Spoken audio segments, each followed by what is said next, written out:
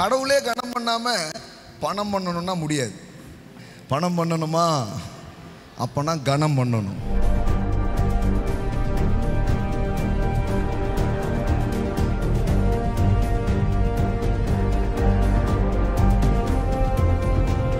சவுல் ராஜாவாயிட்டான்.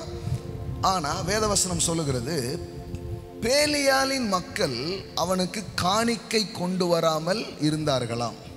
ஒரு ராஜாவுக்கு கனம் பண்ணும்படி கொண்டு போய் என்ன பண்ணணும்? கொடுக்கணும். அதான் அந்த நாட்களில் இருக்கிற முறைமை. வேதவசனம் சொல்லுகிறது, ஆனாலும் பேலியாலின் மக்கள் இவனா நம்மை ரட்சிக்க போகிறான் என்று சொல்லி அவனுக்கு காணிக்கை கொண்டு வராமல் அவனை அசட்டை பண்ணினார்கள். எல்லாம் சொல்லுங்க, காணிக்கை கொண்டு வராதது அதுக்கு பேரு அசட்டை.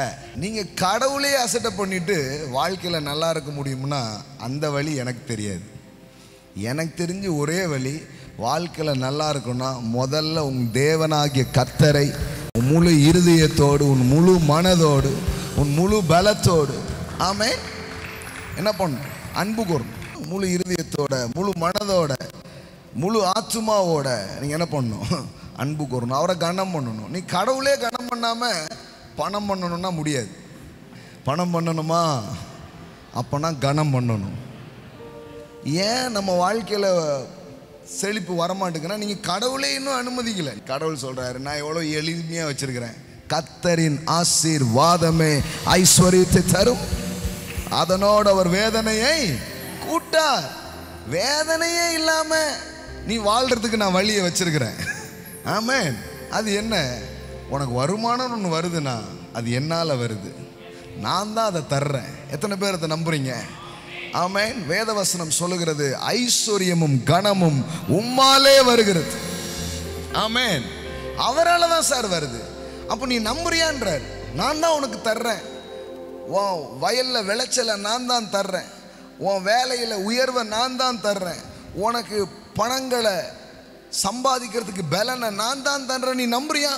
ஆமாம் சுவாமி நான் நம்புகிறேன் அப்படின்னா அதுக்கு ஒரு அடையாளம் தான் தைத். 10% கடவுளுக்கு கொடுப்பது. நீங்கள் எது வரைக்கும் கொடுக்கலையோ அது வரைக்கும் நீங்கள் நம்பலன்னு அர்த்தம். அவ்வளோதான் மேட்ரு. ஒன்றும் கடவுளுக்கு உங்கள் மேலே கோபமும் இல்லை, வருத்தமும் இல்லை. கடவுள் சொல்லுவார், நீ என்னை அனுமதிக்காமல் நீனே பார்த்துடலான் இருக்கிற, சரி பார்த்துக்கோ. என்னைக்காவது என்னை அனுமதிச்சானா அன்னைக்கு வானத்தின் பலகணிகளை திறந்து இடங்கொள்ளாமல் போக மட்டும் உன் மேல் ஆசீர்வாதத்தை நான் வருஷிக்கிற தேவனாய் இருக்கிறேன். ஆமென்.